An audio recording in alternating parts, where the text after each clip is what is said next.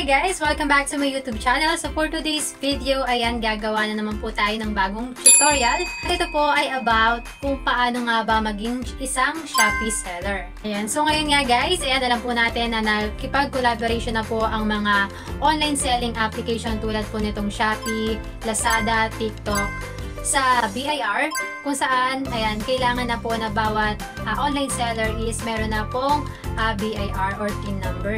Para malaman niyo po kung paano nga ba i-set up ang inyong online shop sa Shopee, tapusin niyo lang po ang video na to. Ituturuan ko po kayo kung ano nga ba ang step by step.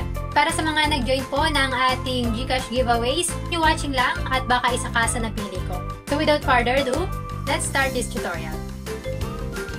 Ayan, so first step guys, ayan, punta lang po tayo dito sa may Google, then search lang po natin yung shopee.com. Okay. Then dito guys, people icon, click lang po natin yan.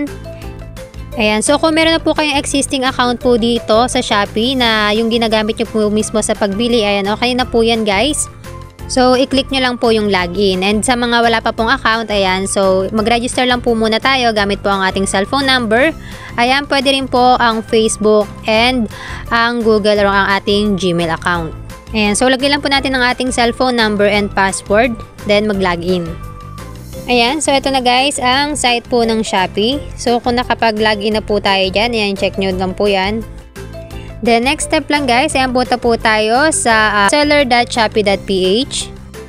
Ayan, so ilalagay ko na lang din guys yung link sa description. Okay. So yan, so dito po tayo dadalhin guys. Okay. Then i-click nyo lang po yung, ayan, start registration. Then dito i-enter nyo lang po or lagay nyo lang po ang inyong shop name. Ayan, pick up address. So, click nyo lang po yung add.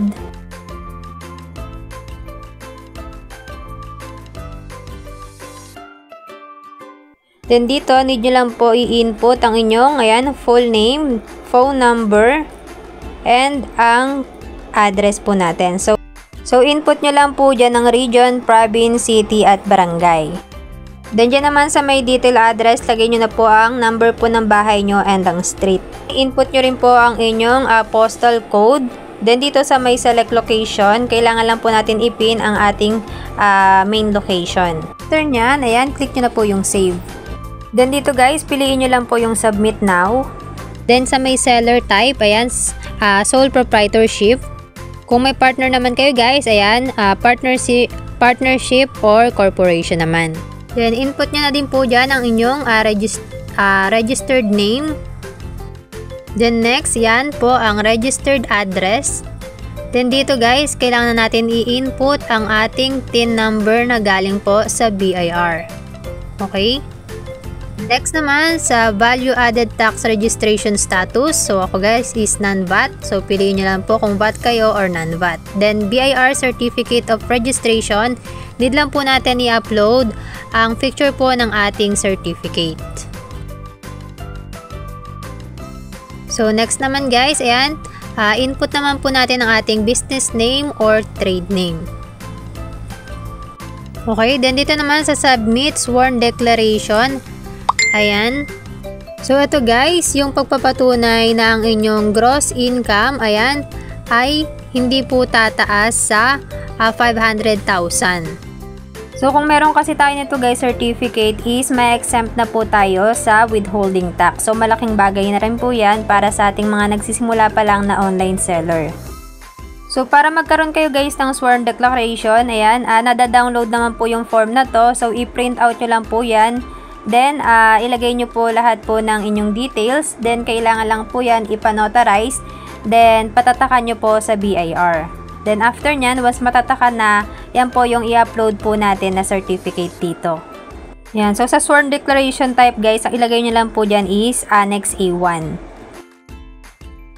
Yung BMBA certificate is pwede rin dito, guys. So, pwede rin ito, yun din po yung i-upload nyo. So, ilagay nyo lang po sa may type is BMBA, then upload nyo po yung certificate. Ayan. So, nakukuha naman po yan online o kaya sa may munisipyo po. Then, sa mga may matataas naman po na gross income annually, ayan, i-click nyo na lang po yung no. Then, i-check na po natin yung box ng I agree.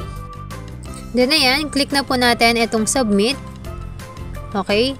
Then by clicking proceed, you confirm that the information provided is correct and complete. So double check nyo guys ang mga info nilagay nyo, then click nyo na po yung proceed. Ayan, so yan guys, successful po tayong nakapag-submit na po ng ating seller information form. So yan, pwede na po tayo mag-start benta dito ng ating mga product. Okay, so click naman po natin yung go to add product. Okay, then dito guys, ayan, meron silang filling suggestion. So ayan, add at least 3 image, then add video, add characters per name to 25 to 100, then add at least 100 characters or 1 image for description, then add brand info. So yan guys, ayan, upload nyo lang po yung mga pictures po ng product nyo, and mas maganda meron din po kayong kahit isang pong video, ayan, para mas maengganyo po yung mga buyers. Then input nyo lang po dyan ang details po ng yung products, then once done na po, ayan, i-click nyo lang po yung save and publish. Then dito guys, ayan, sa may inyong Shopee apps, open nyo lang po ang inyong account. Then yan, mabilis nyo na po makikita yung, ayun po, may shop sa inyong account. So para, ayan, ma-check nyo po yung mga products po ninyo na na-post po dito. So yan po yan sa akin guys, nag-post na po ako ng aking first product, ang chili garlic. So yan guys, marami po tayong stock. Kaya kung gusto nyo pong mag-order, ayan, i-add to cart nyo na yan at nilagay ko na po yung link sa description. Ayan, so sa 10 first buyer po natin is magbibigay po ako ng, ayan, 40 pesos GCash para po ma-claim nyo. Ayan, is mag-message lang po kayo sa aking Facebook page. So make sure lang guys na nakapag-order po kayo. Then, pwede po kayo mag-comment ng review. Then, yan, screenshot nyo po. Then, isend nyo lang po sa aking Facebook page. Okay? Para ma-claim din po ang inyong prize.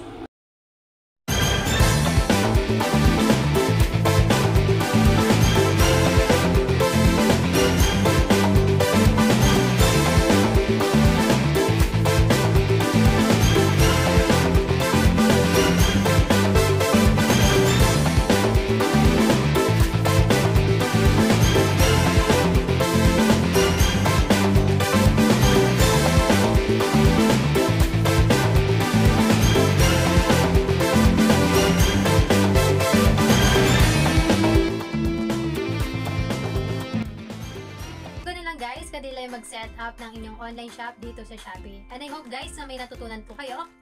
And sa mga nanalo po ng GCash giveaways, congratulations. And i-message na lang po ako sa aking FB page. Ayan, parang umaklaim ang inyong prizes. Okay, so thank you for watching this video.